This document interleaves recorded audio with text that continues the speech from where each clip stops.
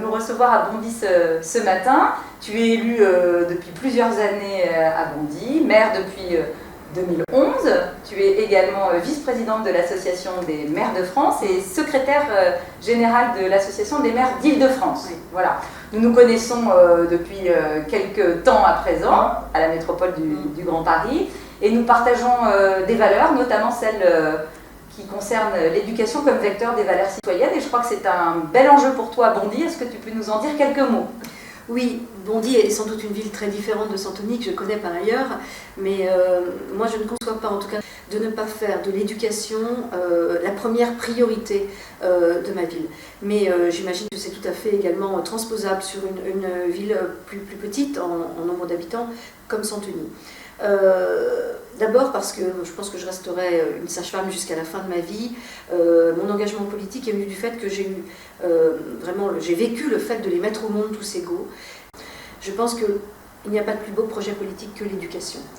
Le supplément d'âme des élus, c'est d'arriver à faire vivre les habitants ensemble, quels qu'ils soient. Et quel vecteur plus fort que l'éducation? L'éducation au sens large, pas seulement les écoles. Ce que j'appelle moi l'éducation populaire, à savoir le sport, la culture, tout ce qui émancipe, tout ce qui permet aux enfants de vivre ensemble. Et par l'école d'ailleurs de se rencontrer entre parents, parents différents, quartier résidentiel, quartier un peu plus populaire, de se rencontrer et de faire république ensemble, d'apprendre à se connaître. Voilà. Et donc, c'est pas un hasard si une ville comme Bondy a pu sortir un talent comme Kylian Mbappé.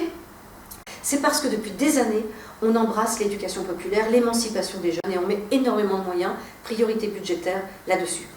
Formidable, on voit que tu portes ces convictions avec force, tu les portes aussi à la métropole du Grand Paris, où on s'est rencontrés. Est-ce que tu peux nous dire un petit peu comment tu apprécies le fait que plusieurs maires de plusieurs communes différentes arrivent à travailler ensemble à la métropole du Grand Paris ?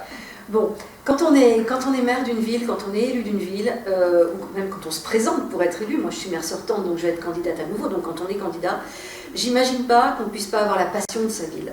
Et donc on aurait tous un peu tendance à mettre un globe sur notre ville en disant c'est Clochemerle, c'est la plus belle ville du monde, et voilà.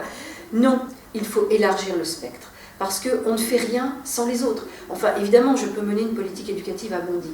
Mais que ferais-je, par exemple, en matière d'emploi, en matière d'insertion, même en matière culturelle? C'est intéressant de se regarder à plusieurs villes, d'échanger.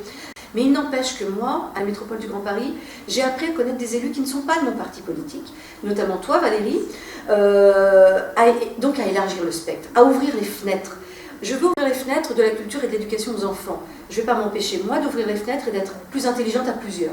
Et donc, on est ensemble à la commission développement économique, où tu es très présente.